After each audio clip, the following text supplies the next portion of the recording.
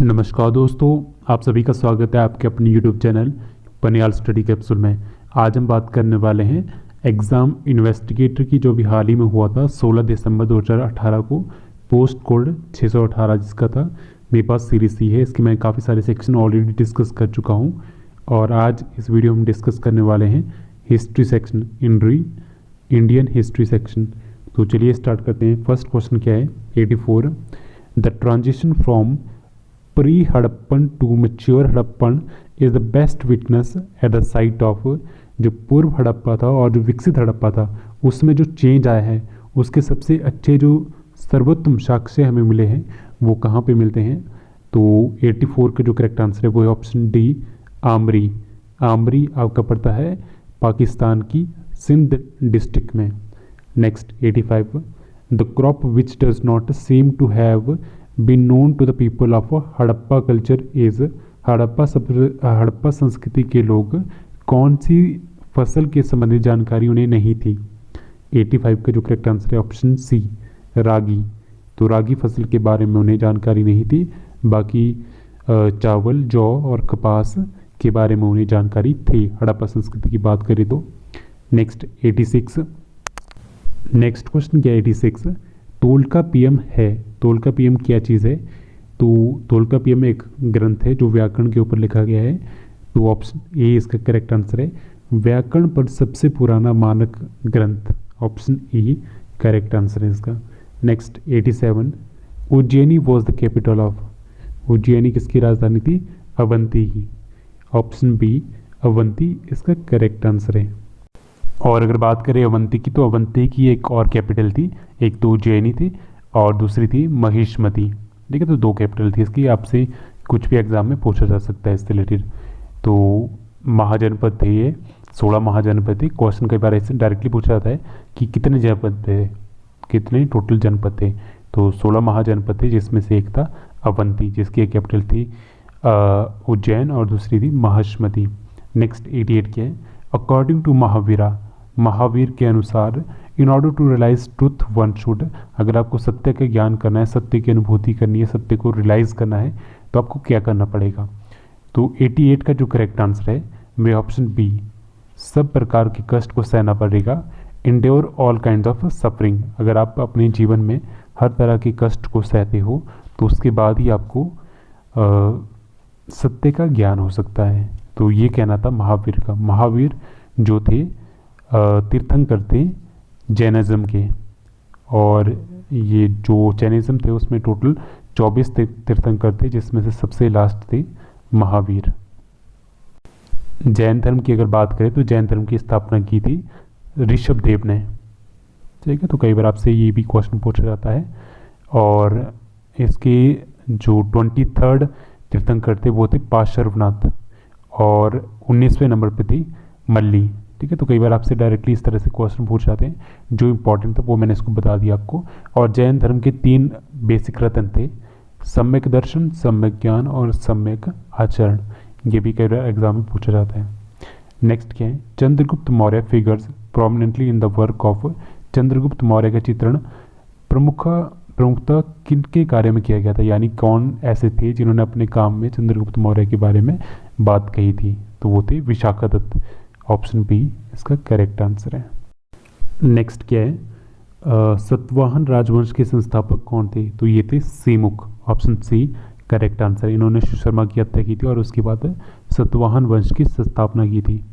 और इनकी जो राजधानी थी वो प्रतिष्ठान थी जो गोदावरी नदी के किनारे स्थित थी। और जो सतवाहन राज्य था ये उत्तर और दक्षिण के बीच ब्रिज का काम करती थी। Next 91। Which of the following cities was not a seat of learning during the Gupta age. Gupta काल में इनमें से कौन सी सीट नहीं थी जो जहाँ पे सीखा जाता था, जैसे हमारी आजकल स्कूल यूनिवर्सिटी होती है, तो उस टाइम पे ऐसी कौन सी जगह नहीं थी जहाँ पे सीखा नहीं जाता था। तो ऑप्शन डी नालंदा इसका करेक्ट आंसर है। 92। Which power had close culture relation with Tibet. Tibet के साथ किस शक्ति का क्लोज रिलेशन था? 92। तो 92 का जो करेक्ट आंसर है वो है ऑप्शन ए, ऑप्शन ए पाल। ठीक है, जो पाल डायनेस्टी थी उनका तिब्बत वालों के साथ क्लोज कल्चरल रिलेशन था। तो 92 का करेक्ट आंसर ऑप्शन नहीं, जो यहाँ पे टिक लगे हैं उस पर फोकस ना करें, जो मैं बता रहा हूँ वो करेक्ट आंसर है। Next 93, which Delhi सुल्तनत established a ministry of agriculture development. तो कौन सा दिल्ली का सुल्तान था जिसने कृषि के लिए एक मंत्रालय बनाया था? 93 का जो करेक्ट आंसर है वो है ऑप्शन बी, मोहम्मदन बिन तुगलक। मोहम्मदन बिन तुगलक, ऑप्शन बी इसका करेक्ट आंसर है। और इन्हें बुद्धिमान मूर्ख शासक के रूप में भी जाना जाता था। ठीक है, ये भी कई बार क्वेश्चन पूछा जाता है। और इनके काल में मोरक्को का एक प्रसिद्ध यात्री इब्न बतूता भारत आया था। ठीक है, ये भी इम्पोर्टेंट है। Next 94, Khusro Khan a Hindu convert belong to which caste. ठीक है, खुसरो खान कौन से वर्ण से संबंधित थे? 94 का जो करेक्ट आंसर है वो है ऑप्शन ए, शूद्र। शूद्र वंश से थे। Next 95, the nobility of सुल्तनत was largely composed of. सल्तनत की कुलीनता व्यापक तौर पर बनी थी। तो इसमें पूछा क्या गया है, बात की गई है दिल्ली सल्तनत की। तो दिल्ली सल्तनत में जो कुलीनता थी वो किसके लिए बनी थी? वो तुर्कियों के लिए बनी थी। ऑब्वियस ही बात है, ऑप्शन सी इसका करेक्ट आंसर। जो मैक्सिमम थे वो तुर्की राज कर रहे थे दिल्ली पे। ठीक है, अगर बात करें अफगानों की तो अफगान आपके आए थे लोधी वंश के बाद। ठीक है, लोधी वंश पहला था जो अफगान वंश था, और बाकी ये तुर्की ही थे। तो नेक्स्ट क्वेश्चन देखते हैं। नेक्स्ट क्वेश्चन नंबर 96 क्या है? Who was the famous Chishti saint whose mosque was erected at Fatehpur Sikri. तो इनमें से कौन से चिश्ती संत थे जिसका मकबरा फतेहपुर सिकरी में स्थापित किया गया था? तो 96 का जो करेक्ट आंसर है वो है ऑप्शन ए, शेख सलीम चिश्ती। 96 का ऑप्शन ए करेक्ट है।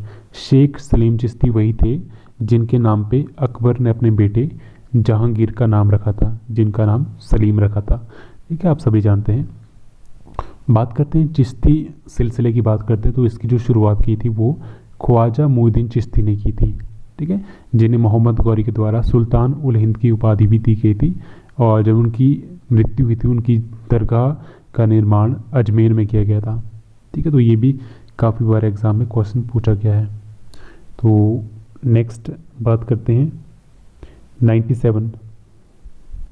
नेक्स्ट क्वेश्चन क्या है? 97, Marathi chronicle were known as. Chronicle का मीनिंग क्या होता है? जैसे इतिहास, हिस्ट्री में बहुत सारी चीज़ें होती है। ठीक है, तो उस चीज़ को हम जब रिकॉर्ड करते हैं, उन चीज़ों को जब लिखते हैं, इतिहास में किसी चीज़ को रिकॉर्ड करते हैं कि ये चीज़ कब हुई, ये चीज़ कब हुई, तो उसको क्रोनिकल बोलते हैं। और जो मराठा के बारे में जब इतिहास लिखा गया तो उस चीज़ को क्या बोलते थे? तो उससे बोलते थे बखर।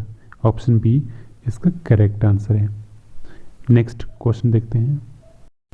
नेक्स्ट बात करते हैं 98, who was the first English man to visit Jahangir court. Jahangir के दरबार में सबसे पहले आने वाले अंग्रेज थे Hawkins, William Hawkins. Option A इसका करेक्ट आंसर है। बट कई बार एग्जाम में आपसे ऐसा पूछा जाता है कि सबसे पहले जो व्यापार करने की अनुमति मिली थी वो किसे मिली थी? तो वो मिली थी सर थॉमस रो को, जो ऑप्शन बी में यहाँ पे दिया है। बट यहाँ पे पूछा गया है कि सबसे पहले अंग्रेज कौन आया था जहांगीर के दरबार में, तो वो थे हॉकिंस। ऑप्शन ए इसका करेक्ट आंसर है। Next 99, what was the raw material that was generally used in Akbar's time. ठीक है, जैसे आजकल बिल्डिंग का निर्माण होता है, बिल्डिंग बनाते हैं तो हम ईंटें यूज़ करते हैं बेसिकली। तो अकबर के टाइम में क्या यूज़ होती थी एज ए रॉ मटेरियल? तो वो थे रेड स्टोन, लाल पत्थर। बात करें अकबर की तो अकबर के काल में काफ़ी सारी इंपॉर्टेंट चीज़ें हुई है, जैसे पानीपत का दूसरा युद्ध 1556 हेमू के खिलाफ। ठीक है, और दूसरा इसमें इंपॉर्टेंट हुआ है हल्दी घाटी की युद्ध 1576 में, जो अकबर के सेनापति थे मान सिंह और महाराणा प्रताप के बीच में हुआ है। ये भी काफ़ी इंपॉर्टेंट है। और इन्होंने फतेहपुर सिकरी नगर की स्थापना की थी और दूसरा बुलंद दरवाज़ा बनाया था।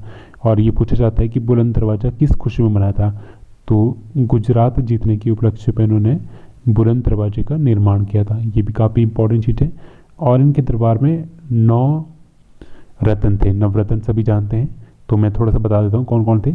बीरबल, मानसिंह, फैजी, टोडरमल, अबुद्दीन खान खाना, अबुल फजल, तानसेन, भगवान दास और मुल्ला दो प्याजा। और इन्होंने एक धर्म चलाया था दीन ए इलाही। ठीक है, और इन्होंने एक इम्पॉर्टेंट है यहाँ पे कि एक शासन प्रणाली की प्रमुख विशेषता इनकी क्या थी? मनसबदारी।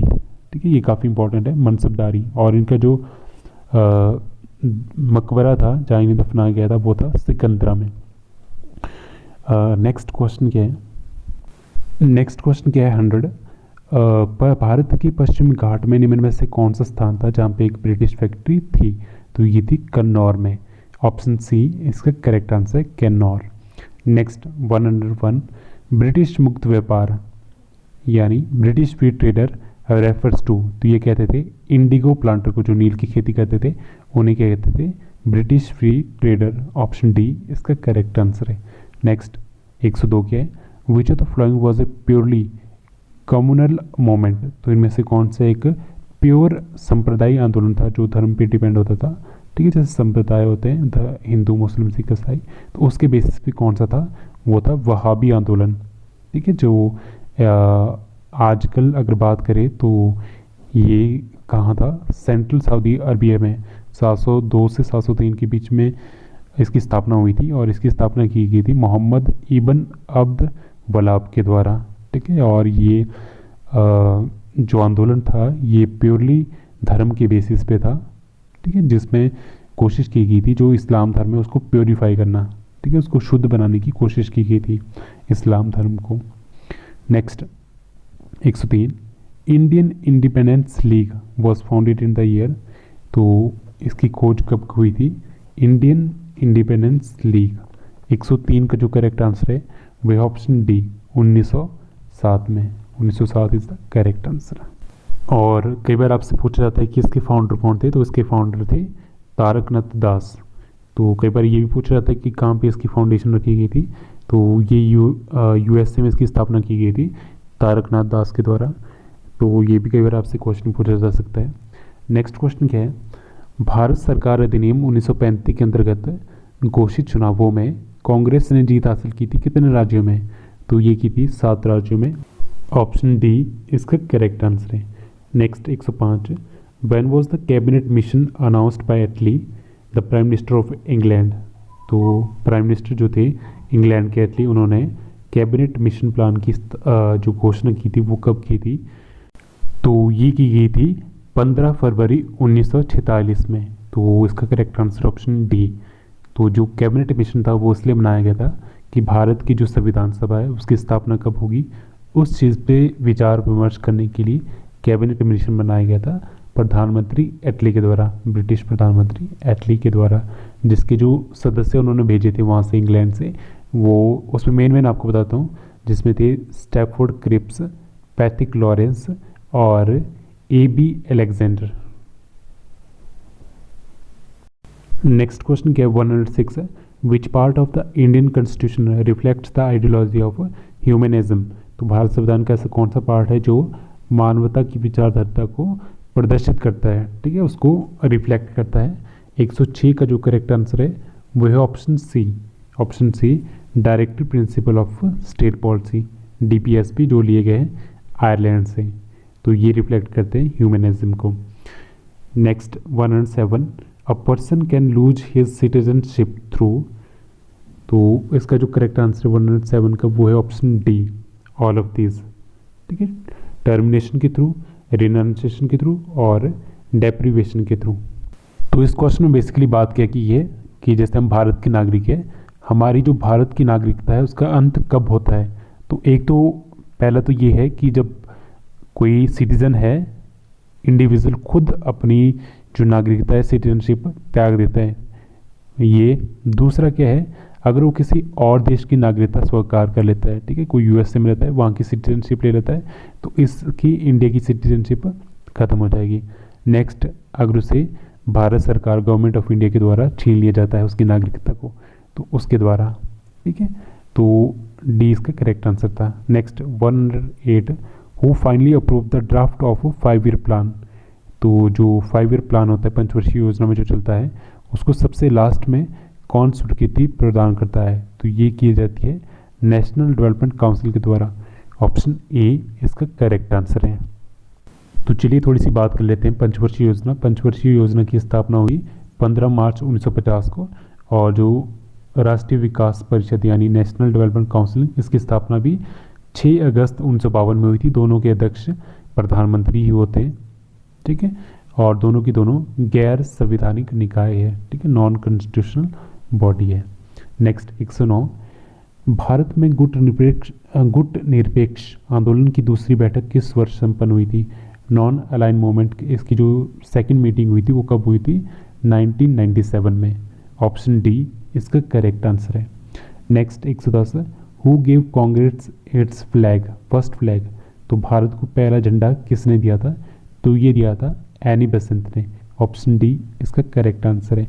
और एनी बेसेंट वही थी जो पहली प्रेसिडेंट थी इंडियन नेशनल कांग्रेस की, महिला, ठीक है, पहली महिला प्रेसिडेंट इंडियन नेशनल कांग्रेस की, ठीक है।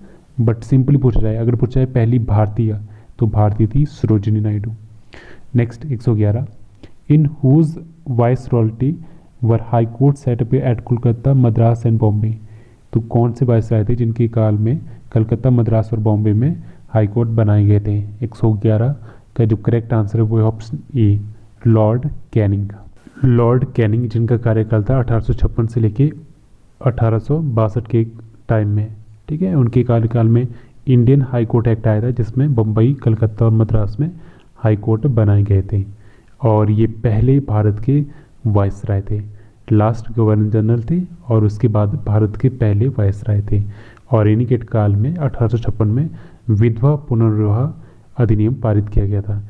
और जो डॉक्ट्राइन ऑफ लेप्स, जिसे हड़प की नीति कहते थे, जैसे कोई राजा है उसका बेटा नहीं है अगर, तो वो राज्य का जो शासन है वो ब्रिटिश के अंडर आ जाता था। तो ये जो नीति थी ये इनके दौरान में ख़त्म कर दी गई थी, जो डलहौजी ने चलाई थी और इन्होंने ख़त्म कर दी गई थी इनके काल में 1861 में। तो ये कुछ एक इम्पॉर्टेंट चीज़ें थी इनके कार्यकाल की। नेक्स्ट 112, क्वेश्चन नंबर 112 क्या है? Which was the first modern trade union in India? तो भारत की पहली जो मॉडर्न ट्रेड यूनियन थी वो कौन सी थी? तो 112 का जो करेक्ट आंसर है वह option D, Madras labour union. Madras यानी चेन्नई, जिसे आजकल चेन्नई के नाम से जाना जाता है। मद्रास लेबर यूनियन सबसे मॉडर्न ट्रेड यूनियन थी इंडिया में। तो बात करें इसकी, तो इसकी जो फाउंडेशन रखी थी वो किसके द्वारा रखी गई थी? बीपी वाड़िया के द्वारा 1918 में। तो कई बार डायरेक्टली क्वेश्चन पूछा जाता है कि फाउंडर कौन था इसका और कब इसकी फाउंडेशन रखी गई थी? 1918 में रखी गई थी बीपी वाड़िया के द्वारा, मद्रास ट्रेड यूनियन की, लेबर यूनियन की। Next 113, M.A. Jinnah, Mohammad Ali Jinnah was a Congress leader up to? तो जो मोहम्मद अली जिन्ना जो पाकिस्तान के पहले प्रधानमंत्री थे वो कांग्रेस के लीडर कब तक रहे थे? तो 113 का जो करेक्ट आंसर है वो ऑप्शन बी, 1920।